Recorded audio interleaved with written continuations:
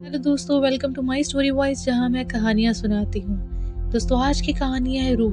दोस्तों, आपने मेरी पुरानी कहानियों को बहुत प्यार दिया, उसके लिए शुक्रिया, जिनका लिंक डिस्क्रिप्शन में है। चलिए फिर आज की कहानी शुरू करते हैं। रात के करीब 2:30 बज रहे होंगे। नाइट शिफ्ट करने के बाद मैं पैदल ऑफिस से घर की ओर लौट रहा था। वाहन ना होने के कारण बीते 1-1.5 साल से महानगर की सूनी बियावान और लंबी सड़कें हमसाया बनकर मेरे साथ चलती हैं। बाप रे, इतनी लंबी लंबी और भूतिया सड़कें खत्म होने का नाम ही नहीं लेती। बस चलती रहती हैं, रुकने का नाम ही नहीं लेती।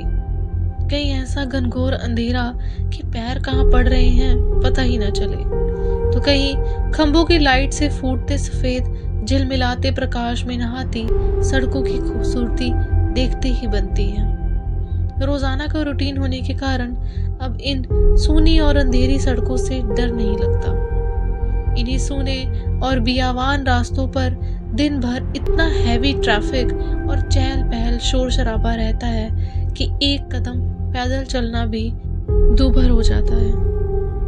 मई की बेरहम गर्मी, माथे से गिरता पसीना, और ऐसे में अचानक हल्की हल्की ठंडी चलने लगे हवा। माथे के पसीने से टकराती ठंडी हवा कितनी शीतलता प्रदान करती है। ऐसे में कौन बेवकूफ होगा जिसका मन गुनगुनाने को नहीं करता। गुनगुनाते हुए मैं आगे बढ़ ही रहा था कि अचानक आंखें एक जगह पर जाकर ठिठक गई। सड़क किनारे एक सभ्य सी अधेड़ महिला खड़ी दिखाई दी। वह महिला करीब 100-125 फीट की दूरी रही होगी। कंधे पर छोटा सा बैग लटका था, वहीं पैरों के पास भी एक ब्रीफकेस जमीन पर रखा दिखाई दिया। सफेद प्रिंट वाली साड़ी से जिस करीने से उसने अपना सिर ढक रखा था, उससे तो वो किसी भले घर की ही गृहिणी लग रही थी। लेकिन इतनी रात गए वो भी शहर के भीतर से गुजरने वाले हाईवे पर। कुछ अजीब सा लगा। हो सकता है मायके या ससुराल वालों ने बस में बिठा दिया हो और किसी कारण बस लेट होने पर महिला को देर रात यहाँ उतरना पड़ा हो सकता है शायद उसका घर यहीं कहीं आसपास ही होगा, या फिर यह भी हो सकता है कि शायद सवारी ऑटो या रिक्शे का इंतजार कर रही हो। लेकिन इतनी रात गए रिक्शा कहाँ मिलेगा? शायद घर का कोई परिजन गाड़ी लेकर आ रहा होगा। शायद यह सोचते हुए मैं उसके बहुत करीब आ गया। नजरों से नजर टकराई, मगर वो जरा भी नहीं झेपी, न डरी न घबराई। मेरी आंखों में बराबर देखती रही। भय का नामो निशान तक नहीं, वरना इतनी अंधेरी और सूनी रात में एक अकेली महिला, कम से कम मुझ जैसे मवाली सरीखे इंसान को देखकर तो डर ही जाए। लेकिन वो तो लगातार घूरती ही रही, ना डरी ना घबराई। चेहरे पर ना कोई हाव भाव, ना ही कोई हरकत। हाँ, होठों पर मुस्कान बराबर जमी रही। मैं ही झेप गया। मुझे ही नजरें हटाना पड़ी, कहीं ऐसी वैसी तो नहीं। फिर एकदम से सिर झटक दिया। होगी कोई, मुझे क्या लेना देना। मैं तेजी से कदम बढ़ाता हुआ अनजान महिला को क्रॉस कर गया। अनजाने डर और शर्म के मारे मैंने फिर पलटकर नहीं देखा। ना जाने वो क्या सोच बैठे। चलते चलते मैं दूसरी सड़क पर आ पहुंचा। अब वो सड़क और महिला पूरी तरह से ओझल हो चुकी थी। कहीं कोई भूत तो नहीं थी। थोड़ी देर पहले भला लगने वाला रास्ता अब भयभीत करने लगा था, डरावना रास्ता लगने लगा था। मैं जल्द अपने घर पहुंच जाना चाहता था। इसी जल्दबाजी में चाल में गजब की तेजी आ गई और बड़े बड़े डग भरने लगा। करीब 1.25 किलोमीटर ही चला था कि अचानक मुंह से चीख से निकल गई।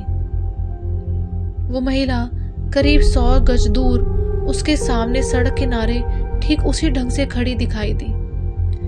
कंधे पर बैग और जमीन पर वही ब्रीफकेस। यह कब यहाँ आ गई पता ही नहीं चला। एक ही रास्ता तो है, ना कोई गाड़ी निकली और ना ही वह पैदल दौड़ती हुई मुझसे आगे निकल गई। ये देख मेरा पूरा शरीर मारे डर के पसीने से तरबतर हो गया। लगा कि आज की रात आखिरी रात है। वो भूतिया औरत कुछ देर में मुझे चबा चबा कर खा जाएगी। मैं बेतहाशा जोर से भागा और पीछे मुड़कर नहीं देखा। इतनी तेज की पता ही नहीं चला कि वो औरत कब पीछे रह गई।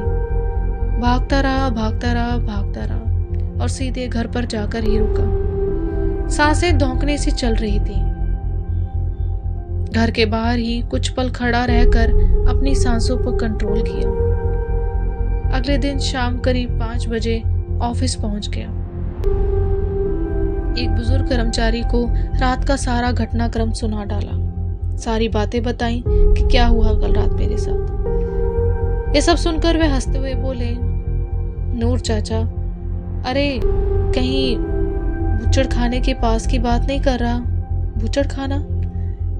मैं बुदबुदाया, हाँ बुच्चड़ खाना, स्लाटर हाउस, जहाँ जानवर काटते हैं। बेटा वो सड़क बहुत खतरनाक है, बहुत हादसे होते हैं वहाँ। तेज रफ्तार बड़ी गाड़ियों ने बहुत सारे लोगों को कुचला है। सुना है कि कई साल बस का इंतजार कर रही एक औरत को भी एक ट्रक ने रौंद डाला था। तुझे ही नहीं बहुत सारे लोगों को दिख चुकी है वो। लेकिन बेटा भली औरत की रूह लगती है, कभी किसी को नुकसान नहीं पहुंचाती। मैं हैरान था और परेशान भी ये सब सुनकर। अब कैसे निकलूंगा उस रास्ते से रात में पैदल? और एक आत्मा औरत की रूह से आमना सामना हुआ है मेरा, वो भी भली औरत की रूह से, एक रूह जो बहुत भली थी। दोस्तों ये थी कहानी रूह की।